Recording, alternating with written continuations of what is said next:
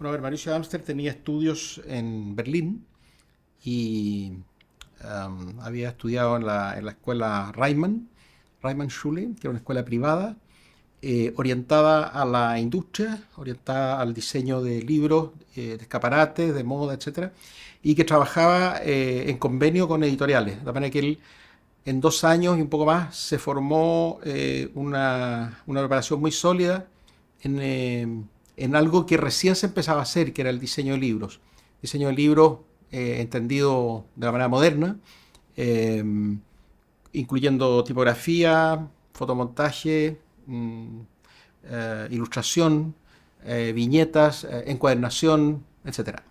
Eh, de ahí él pasó a, a la República Española, llegó justo un poquito antes de que cayera la dictadura de Primo de Rivera y tuvo allí 8 años de trabajo intenso en España, participando de la modernidad de entonces. De la manera que él llevó de alguna manera los aires modernos centroeuropeos a Madrid, a Valencia y Barcelona, donde le tocó desempeñarse. Después de la caída de la República, él pasó penosamente, digamos, por los Pirineos a Francia, estuvo en un campo de concentración allí, logró salir, fue alojado en la casa de un periodista de Paris Match, de un fotógrafo de Paris Match, la revista Paris Match en París, conoció a Neruda, trató de embarcarse hacia México, pero él había tenido disensiones por temas políticos, había sido comunista, había sido expulsado por polaco en una purga que había hecho Stalin, y, eh, y entonces estaba un poco siendo izquierdista, estaba en contra de los comunistas y entonces tenía problemas, como quien dice, de cuoteo, de, de, de ser seleccionado, ser elegible para ir a México, donde él quería ir. Era un país en realidad más desarrollado que Chile, más cercano, etcétera. Eh, pero bueno, Rafael Alberti, que era el poeta que lo conocía, eh, lo presentó a Neruda y Neruda entendió que tenía más o menos la misma edad, entendió que Amster era una persona extraordinariamente capacitada en el diseño, que era una persona de convicciones progresistas también, y él lo defendió para que viniera a Chile en el Winnipeg. Así que vinieron en este barco, que es un barco que se fletó especialmente para traer refugiados españoles, y que a la vuelta el Winnipeg fue torpedeado y se hundió, digamos, por los alemanes. ¿Vale? Que fue un viaje peligroso el que hicieron, pero lograron llegar a Valparaíso y, y nada más llegar, él encontró trabajo. O sea, él llegó a Valparaíso, llegaron en un tren a Santiago y encontró trabajo en una revista del Partido Comunista que se llama ¿Qué hubo?, que dirigía entonces Marcos Chamúdez. Marcos Chamúdez también después sería expulsado del Partido Comunista. Eh, y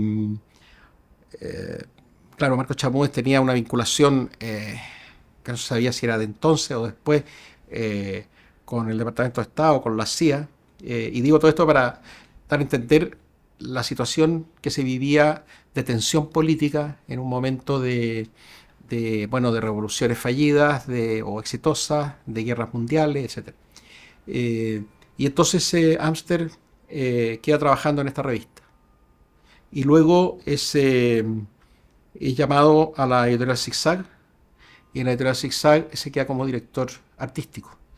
Y ahí comienza una labor impresionante para rescatar a los libros chilenos de su incuria, de su dificultad de oficio, eh, entendiendo que Chile era un país que en esa época, poco después de llegar a Amster, exportaba 250.000 volúmenes al año fácil.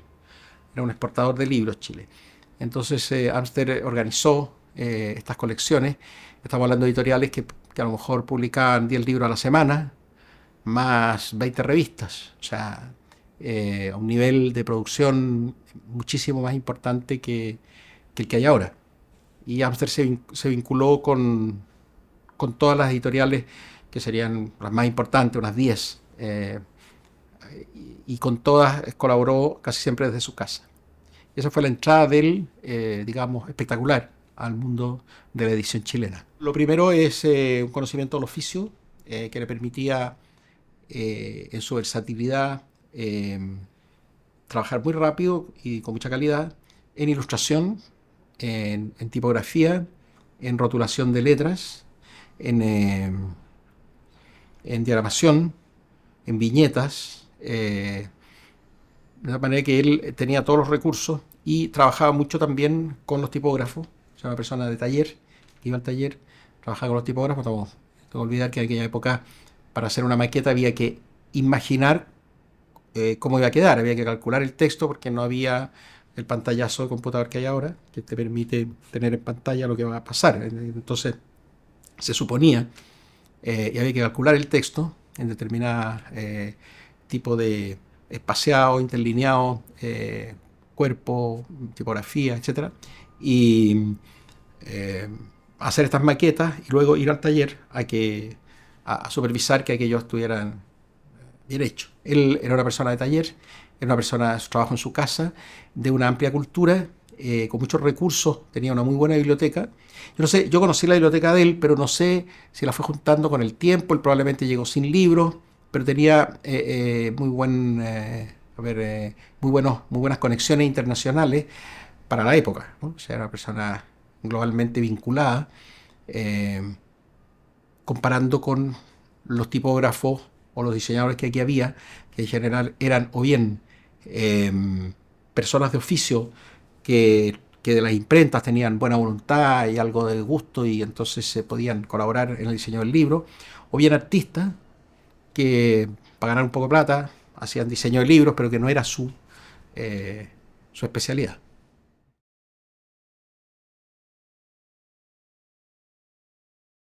Fue el primer diseñador moderno en Chile, sin duda. Formado como diseñador, que quería ser diseñador y que sobre todo amaba los libros. Yo diría que la mejor manera de hacer ver un oficio es queriéndolo. Él quería los libros, le encantaban los libros, era un gran bibliófilo, formó parte de la Sociedad de Bibliófilos Chilenos, eh, para la cual diseñó unos 25 volúmenes. Eh, y, digamos, se preocupaba de todos los detalles del libro, o sea, él era un lector, y por lo tanto, de repente tú te encuentras libros de Abstract que en la página 72 tienen un grabado a color, o que la portada es en un color o en dos y las guardas son en color, siempre con regalitos, por así decirlo, eh, con recursos. Él tenía una formación un poco de fotomontaje, un poquito expresionista o un poco de arte comprometido, y cuando vino aquí se hizo mucho más clásico o neoclásico, recogió mucho las tipografías eh, hispánicas, coloniales, o los primeros impresos chilenos.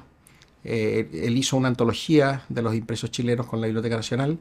También hizo dos libros de composición tipográfica. Una persona que le gustaba mucho lo que hacía, que teorizaba sobre eso, escribía eh, y desempeñaba todos los roles. Era en ese sentido un profesional completo.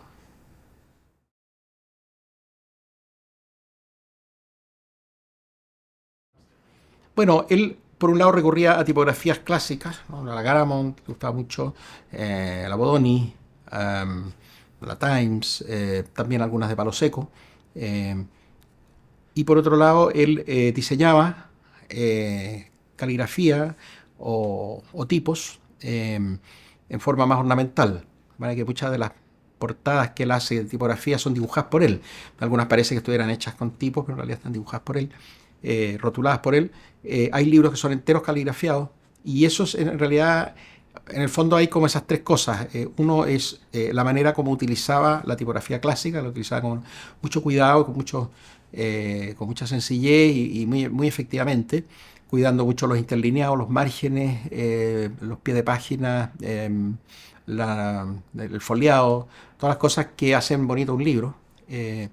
Y por otro lado, tenía la parte más expresiva, donde um, un poco como quien dibuja las letras, es lo que se llama antes un rotulista de letras.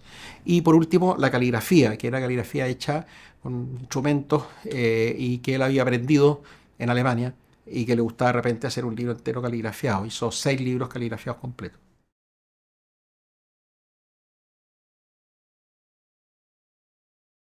Yo tengo 500 o 600, pero yo he ido juntando lo que he podido de manera un poco anárquica, sin un plan así concebido. Él yo creo que tiene muchos más libros, yo calculo como unos 10.000 lo que debe haber hecho, ¿no? Porque por ejemplo, hay colecciones que tienen a lo mejor 200 títulos, solo una colección, la colección La Linterna, por ejemplo. eh, que digamos publicaba todos los clásicos, por ejemplo, todos los clásicos que se leían en el colegio, antes pues eran todos diseñados por Amster, ¿no? Eran todos de zigzag, todos los clásicos españoles, etcétera.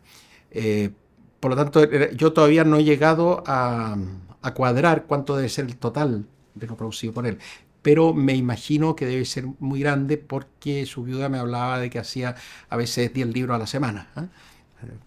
A veces hacía 3 portadas, a veces hacía 10, a veces hacía 8, con las paginaciones interiores también. De manera que es una producción enorme para un tiempo donde no había televisión, donde Chile está aislado, eh, donde los libros eran una herramienta de acceso social, como hoy puede ser el computador o el celular o el auto. Entonces los libros eran la manera como se ascendía de clase social. Por lo tanto, lo que él hizo fue, digamos, muy bien recibido por la gente también. Es decir, fue un trabajo social, digamos, porque él hacía algunos libros de lujo, como para muy poca gente, digamos, y otros, la mayoría eran libros de gran tirada. Por ejemplo, el resumen de la historia de Chile de Encina Castedo es notable, que es la primera vez que texto e imagen coinciden en la historia de Chile. Se hace una iconografía y por lo tanto él muestra con plegables, con láminas, con mapas, con grabados, etcétera, lo que fue la historia del país. Nunca antes los chilenos habían podido ver esto, tuvo un éxito enorme. Eh, Ese es un libro súper interesante de él. Después algunas colecciones, la colección Ulises para juvenil que estaban ilustrados por Coré. Eh, Después había una serie amarilla, zigzag, también juvenil, que él hacía. eh, bueno, novelas, la colección de autores chilenos. La verdad es que tiene tantas cosas y tan diversas que no te podría decir uno. Es un trabajo, digamos, como a jornada completa durante 40 años. Claro, a partir del año 40 al 80 es el trabajo de Amster. Y él allí, claro, hace una modernización absoluta de los libros chilenos. Absolutamente. Es como una nueva era, una nueva etapa. Y lo otro que él tiene, por ejemplo, ciertas series, lo que hizo con la Biblioteca Nacional, es todo de patrimonio. El Fondo Medina, José Toribio Medina donó su biblioteca a la Biblioteca Nacional y se hizo allí un fondo Medina y entonces la difusión de ese material, para la difusión de ese material, don Guillermo Feliu Cruz hizo una serie de ediciones, por ejemplo, viajeros que venían a Chile, la historia de la imprenta en Chile, los trabajos de Grete Mosny, etcétera, y ese fondo lo diseñó entero Amster, que en el fondo son aportaciones al patrimonio. También la primera historia de la pintura chilena que hizo Romera, la diseñó Amster. La historia del teatro en Chile de Pereira Salas la hizo Amster. Eh, Aquella que te dije recién, el resumen de la historia de Chile de Sina Castedo también. De manera que estaba como en todas las historias, por así decirlo, ¿no? Todas él aportaba la visualidad, la manera como aquello se convertía en libro.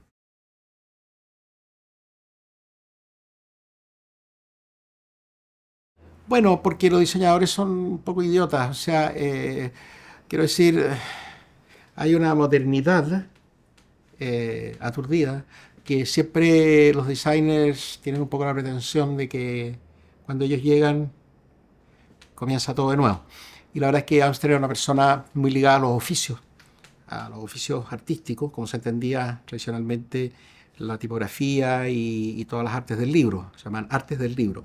Entonces el diseño, cuando llega a Chile, de la mano de Bonsiepe, llega con unas pretensiones modernas en el peor de los sentidos, es decir, estandarizadas, anti-ornamento, el diseño debe ser neutro, debe ser funcional, etcétera. Que todo lo contrario de lo que era Amster, que es un diseñador amigable, que recoge un oficio antiguo que viene de 1500 y que él desarrolla para sus usuarios que son los lectores como él. Entonces el diseño contemporáneo no ve esto. Es interesante ver cómo, por ejemplo, en mi universidad, la Universidad de Chile, crea el departamento de diseño, pero Amster no participa. Sí se queda él dando clase en la escuela de periodismo. Hacía clases de diagramación y compaginación, que era un poco absurdo, pero bueno, así son las cosas en la vida. Amster de alguna manera la llevaba mucho, ¿eh? Era demasiado relevante, y por otro lado siempre estaba como silenciado por alguna razón, ¿eh? O sea, no sé, su trabajo tenía una vocación de silencio, que por otra parte es muy típico de los buenos diseñadores. Una silla bien diseñada normalmente no es tanto de un autor, puede ser de un autor, pero casi siempre es de alguien que tú no sabes quién la hizo porque estás tan cómodo que ni hablas de la silla, ¿no? Ni la consideras. Y un poco eso fue lo que hizo Amster, hacer que los chilenos leyeran, que el libro fuera relevante, sin ser lujoso. Y eso, de alguna manera, la modernidad no lo tomó. Ahora, yo personalmente soy un poco en contra de la modernidad. O sea, yo creo que todas las cosas cuadradas, la helvética, las estandarizaciones, los métodos proyectuales en general deshumanizan el diseño y tienen su correlato un poco en la ciudad moderna, que son edificios cuadrados con ventanas cuadradas y muchos pisos. Y yo prefiero las casas pareadas, Ley Pereira, serán modestas, pero son más humanas. Y un poco Amster era la Ley Pereira.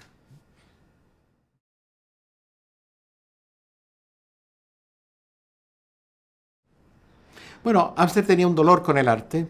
Él siempre decía que él había querido dedicarse a pintor, pero había tenido fracaso, había sido rechazado, por lo tanto se dedicaba a esto. Yo no le creo mucho. Yo creo que él era un hombre de oficio, absolutamente. Y creo que esto de que no tuvo éxito o que fracasó, bueno, porque a lo mejor le fue mal en un examen una vez, en Viena, no tengo idea, porque trató de estudiar arte antes de estudiar diseño, y tenía mucha acidez respecto a su falta de talento, por así decirlo, y aireaba mucho su falta de talento. Es decir, hay un currículum de él cuando tenía al final de su vida, ¿no? Más de 70 años, y decía, no sé, un currículum de 20 líneas, donde destaca dos, donde dice que, no, que se había dedicado al arte, a la pintura, pero que no siguió por falta de talento. O sea, poner a los 70 años que no tienes talento para la pintura cuando ya te dedicaste, ya, no sé qué sentido puede tener. Yo creo que era un diseñador absolutamente 100%, lo que sea un diseñador. Y yo personalmente, yo no hago mucha diferencia entre el arte y el diseño. Nunca he entendido mucho la diferencia. No, creo que es un poco lo mismo. Hasta el siglo XVIII o XIX el arte y el diseño eran lo mismo. No había ninguna diferencia. Eh, una escultura, una pintura eran piezas funcionales dentro de un edificio, eh, y no eran manifestaciones del talento irradiante de un genio, para nada. Eso apareció con el romanticismo y probablemente en la modernidad con el arte abstracto. En fin. Amster era una persona de libros, trabajaba para lectores, para coleccionistas de libros, y esa era su vocación.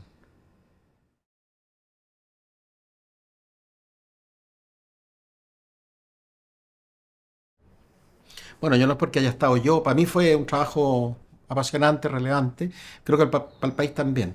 Fue, creo que primera vez en muchos años que se cuestionaba la manera como los chilenos se representan a sí mismos. Eh, un país en realidad está compuesto de muchas personas, pero es muy difícil, y de muchos grupos sociales y de muchas entidades internas. Por lo tanto, no creo que haya una identidad única. Así que cada persona se ve como quiere verse, digamos, ¿no? Digamos, en esto hay una pluralidad. Sin embargo, el país estaba como anclado en ciertos símbolos, eh, como el guaso, eh, la figura de la Lázuli, eh, el repujado en cobre, eh, y también ciertos símbolos políticos, eh, que se alternaban un poco digamos, el Guaso Quinchero, que era como de derecha, confrontado al Quilapayún, que era como izquierda, pero que era un poco visiones folclóricas de nuestra realidad. Eh, Me tocó a mí trabajar en la dirección de arte eh, de este pabellón y en la generación de los contenidos. Y, y nuestro concepto tenía que ver con un país más real, sustentado, digamos, en dos ejes. Uno de ellos era la vida de clase media, de barrio. Siempre pensaba yo en una casa de Ñuñoa, en unos colores a lo mejor de barrio cercano a Niamata, eh, digamos como esos referentes, más que un guaso o un rodeo, ¿no? Eh, y, eh, y por otro lado, la naturaleza en su estado salvaje, o sea, la naturaleza chilena imposible, digamos, la cordillera, los icebergs, la Antártida, el desierto, temas como lo remoto, lo inmenso, ¿no?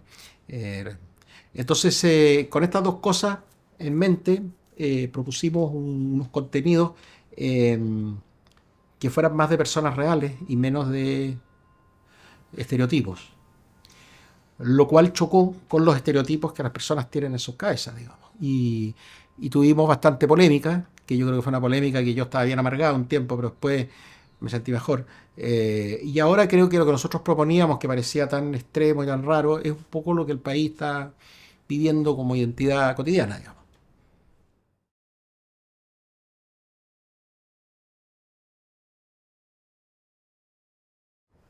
Bueno, yo la estrella encuentro que es uno de muchos otros elementos. Para mí la imagen gráfica era un clima gráfico más bien, era un ancho de banda gráfico más que uno u otro producto. O sea, la estrella es uno de los productos que nosotros hicimos, pero también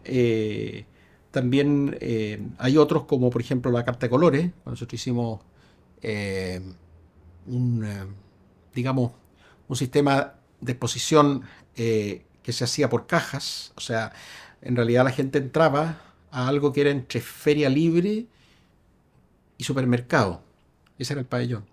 Y yo quería que fuera más como feria libre, pero los diseñadores de interiores nuestros yo los encontraba muy pirulos y trataban siempre de hacer todo muy bonito. Yo quería algo más de palo, más feria libre. Consideraba que las ferias libres y los mercados persas son un poco el mall de de la gente normal, digamos, ¿no? Y, y entonces a mí lo muy pirulo, la luz con mucho dicroico, el material demasiado pulido no me gustaba, pero en realidad estos proyectos son proyectos nacionales y los proyectos nacionales incorporan bueno, desde decoradores hasta almirantes, pasando por gente de la Sociedad Nacional de Agricultura, por periodistas, por escritores, y todos alegan y todos no sé qué. Entonces uno ahí hace lo que puede, digamos, no es difícil eh, en un equipo de 200 personas, por mucho que seas tú, no sé, art director, imponer tus criterios. Por ejemplo, para, para el restaurante que teníamos que tener allí, eh, nosotros postulamos una fuente de soda. Nos gustaba mucho la fuente de soda, con imaginar estos conos con los papeles para arriba. Yo me imaginaba algo tipo la fuente alemana o, no sé, una cosa como de chop y sándwiches. Una señorita, como con, no sé, señorita media entrada en carnes, con un delantal blanco que te pasa el pañito, un poco este ambiente, llevarlo a Sevilla. Pero claro, las empresas, porque todo esto era con empresarios, en fin, encontraban que no, que había que hacer una degustación de vino varietales y salmón. Que me parecía que el salmón no tenía nada que ver con Chile, digamos, es muy rico, me encanta, pero yo no era partidario de eso, pero los salmoneros, en fin. Entonces ahí perdimos esa parte, digamos, no fue una fuente sola. Eh, También recuerdo que para el casting para el tema de los azafatos y azafatas, o sea, se llamaban los anfitriones, eh, se hizo una selección y yo cuando los vi, digo, pues esto parece el pabellón de Dinamarca. Tenían altos, 1,90 m, rubios, no tenía nada que ver con el país. Y yo me acuerdo que propuse, sin ningún éxito, eh, era, no sé, medio absurdo, pero era una manera de verlo, ¿no? Que todos los hombres fueran muy morenos del sur, muy étnicos, y las mujeres todas muy rubias como colonias alemanas, ¿no? Pero tampoco esto resultó y en realidad al final los que fueron eran gente que tenía a lo mejor conexiones o que eran niños de colegios privados, etcétera, que sabían idiomas, etcétera. Pero yo hubiera querido algo más local, eh, organizado de una manera eh, performativa, como son estas cosas. Todo esto es un teatro, digamos, un branding, una imagen corporativa de un teatro. Lo haces para mostrar una determinada identidad. Entonces, claro, yo trabajé en todos los frentes, o sea, trabajé asesorando o presionando a los que hacían la ropa, a los que la degustación, los sonidos, las películas, los elementos gráficos, las publicaciones que había, en fin, la señalética, las cajas que representaban las cosas de Chile, porque como te digo, esto era una especie de supermercado donde tú entrabas y veías unos canastos y los canastos contenían unos elementos volumétricos que eran cajas que se abrían y adentro salía un plano de Chile, una tarjeta y te explicaban cosas de un pedazo de lapislázuli con un blister, como si fuera de supermercado. Y la caja estaba entera forrada con un motivo que tenía que ver con algunos de los rasgos identitarios de Chile, que eran para nosotros como 200 diferentes. Pues el eucaliptus, Neruda, los jesuitas, la madera, la fuente de soda, eh, el, el antejardín de la casa chilena, la manguera, la hora del té, cosas chilenas, la barraqueta. Muchas de estas las hicimos, ¿eh? Y fueron allí y la gente, bueno, las podía sacar, comprar, etcétera. Entonces, darle forma a todo este material era un trabajo gráfico enorme, teníamos muchos elementos con los cuales jugar. Uno era la estrella, que se repetía una y otra vez, pero en realidad para mí la estrella era un elemento más de los muchos que usamos. Tuvimos problemas con la estrella porque el almirante Martínez Bush dijo que no se podía cambiar la estrella de Chile y, eh, y entonces él era comandante en jefe de la Armada y nos había ido a buscar el hielo al sur y bueno, estaba interesado por el pabellón y tal. Ellos estaban en Sevilla cuando dicen que llamó y que dice no puede ser este logo porque la estrella de Chile es distinta. Así que tuvimos que preparar una respuesta y fue que, bueno, que el pabellón no era Chile, que el pabellón eh, era otra cosa, que si salía mal no podía ser los símbolos chilenos, sino que era esta visión nueva de Chile que hay, entonces ahí ya se arregló. También los colores, teníamos unos colores que no eran exactamente los colores de la bandera, eh, pero logramos salir adelante, yo diría, con el 70% de lo que planteábamos. Y, y yo creo que no, yo jamás pensé hay que hacer un logo y se termina, sino que por el contrario, esto era un sistema visual que tenía que estar en todo, que se basaba en lo cotidiano, se basaba en algunas cosas patrióticas, por todos observadas, digamos, como por ejemplo la figura de la Gabriela Mistral, de Neruda, el mar, cosas de la cordillera, cosas de estas. Y también elementos de la naturaleza, que eso también, y de lo remoto. Creo que después del, del pabellón, por ejemplo, el turismo chileno cambió totalmente. Eh, en vez de vender un trópico de segunda, digamos, esto es Cancún, pero no tanto, ¿no? Somos Viña del Mar, tipo Cancún, ¿no?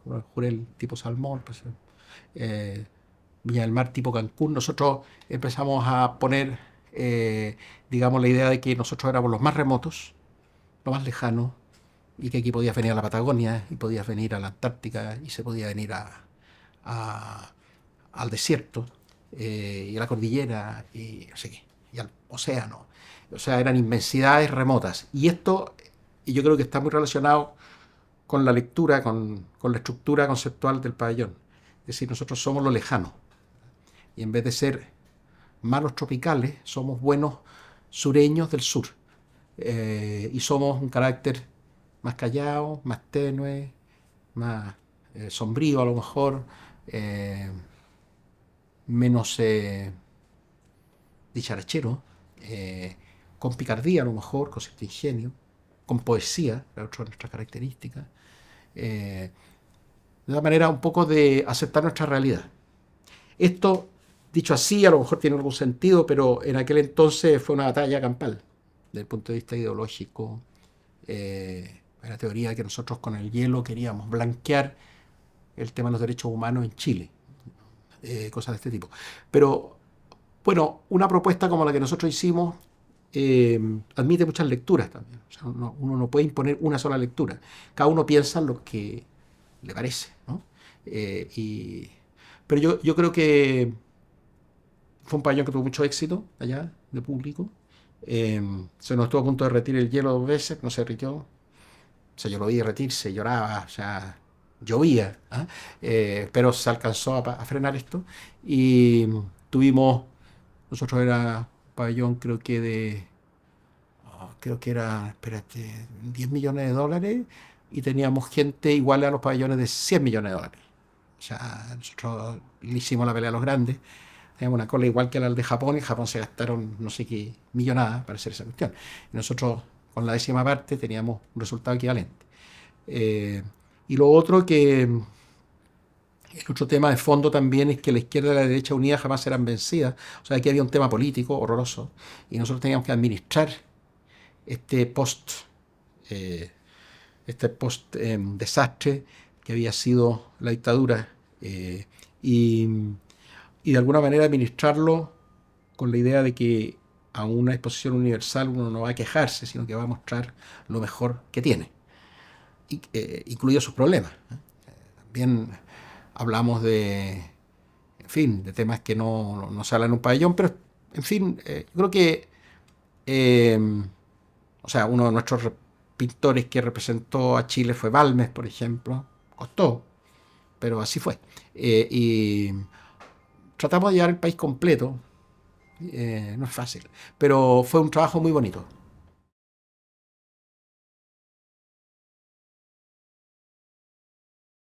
No tengo idea. Mira, me tenían loco con el logo maldito. Ya no podía más ya porque yo iba pensando todas estas cosas y me decían que era un logo, un logo. Bueno. Y yo finalmente me puse con una tijerita y recorté. Yo quería hacer como un volantín. Hice una estrella media chueca. eh, Karina Millet, que es mi señora, diseñadora también, me ayudó a hacerla. Y, y eso fue la cuestión. Y las letras, hicimos unas letras que yo quería hacer una tipografía tipo Bauhaus, tipo que eran unas letras negras, eh, que la C era como muy abierta, y después decía Chile, y me las rechazaban porque que decían paréntesis Chile, que no. Y yo insistí que eran Chile, que estaba bien, ya, y me puse firme y funcionaron bien. Eran unas letras rudas, negras, y el mono, la estrellita era como flotante, tipo volantín, tipo media popular, pero con nuestros colores y con un agregado, le pusimos verde y gris también.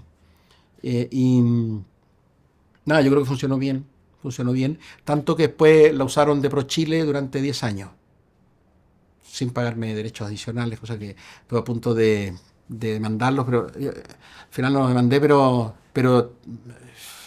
volviera a ocurrir a ellos los demandaba, porque en realidad se usó en forma extensiva durante muchísimo tiempo para un uso que no había sido el original. Pero creo que la estrella representó el sentir de esos momentos de un Chile más abierto, menos rígido, más colorido, más, ¿cómo diría yo? Menos militar, ¿no? Eso.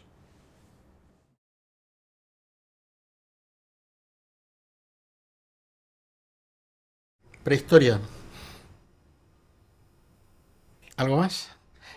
Bueno, a ver, cuando un hombre camina, deja una huella y ya tienes ahí unos elementos gráficos que señalan que una persona pasó por ahí. Y cuando hay muchas huellas, es lo que se llama una huella o un sendero. Y eso también ya es una forma de diseño.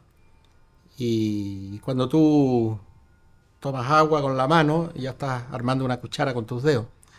Eh, de manera que el diseño es inseparable del ser humano, por cuanto el ser humano es un bebé aterido y aterrorizado que cae en el cosmos para vivir unos cuantos años y tiene que sobrevivir, tiene que adaptarse, tiene que sacar partido de la naturaleza sin que la naturaleza lo destruya. Y por lo tanto, los seres humanos se dotan de una serie de elementos fabricados para poder relacionarse con el medio. Y esto es el diseño. El diseño es una especie de neumático que te salva de la catástrofe en la naturaleza. Eh, tú te buscas dónde vivir, te buscas algo para cubrirte, te buscas algo eh, para hacer el fuego, o tratar con el agua, o relacionarte con los animales, etcétera. Y todo esto es, son eh, productos de diseño. Lo primero que conocemos del hombre son productos de diseño.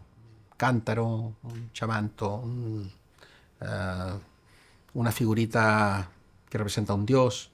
Eh, Esto es lo primero que el hombre hace, lo primero que deja, porque entre la naturaleza y el hombre no hay paz. O sea, siempre el hombre tiene que, de alguna manera, eh, actuar sobre la naturaleza. Y esta actuación del hombre sobre la naturaleza, aunque sea el merodeo, ya deja, como te digo, las huellas, ya deja, em, necesita de ciertos recubrimientos. Se puede decir que el diseño es la interfaz, se ocupa de la interfaz que hay entre el hombre y la naturaleza, entre el ser humano y la naturaleza.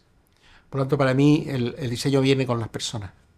Si tú sacas el diseño gráfico de la calle, la gente no sabría para dónde ir, ni qué micro tomar, ni tendría semáforos, ni señales de tránsito, ni, ni los peatones sabrían de qué es la tienda, ni quién vive en qué calle, porque todo esto está hecho con números, letras, y no sé si tenga que ver mucho eso con el consumo. Yo creo que nadie piensa, el diseño se va haciendo, es como automático, está ahí, la gente lo usa. Un poco lo que ha pasado con el Home Center, con el Home Depot, que el diseño viene dimensionado. O sea, tú te quieres hacer una mesa, compras los pedazos y te armas tu mesa. Eh, y te quieres hacer una silla de lona y lo mismo, y te quieres hacer un jardín y lo mismo. Tú, lo mismo que pasa que si te quieres hacer un sitio web, tienes, pues, no sé, te puedes hacer un WordPress o un Tumblr, vienen ya predigeridos.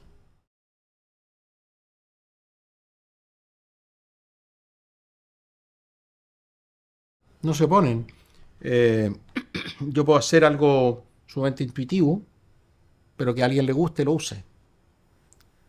Puede ser jugar con unos trapos en la cabeza y resulta que de repente es un gorro y alguien lo quiere y tiene una función. El diseño es diseño cuando tiene función, si no, no es diseño, es otra cosa. Pero a la vez es diseño cuando es una obra. Es decir, hay un autor, una obra, producto, es decir, se usa más en diseño un producto, un uso, un usuario. Esto es lo que genera la cadena del diseño.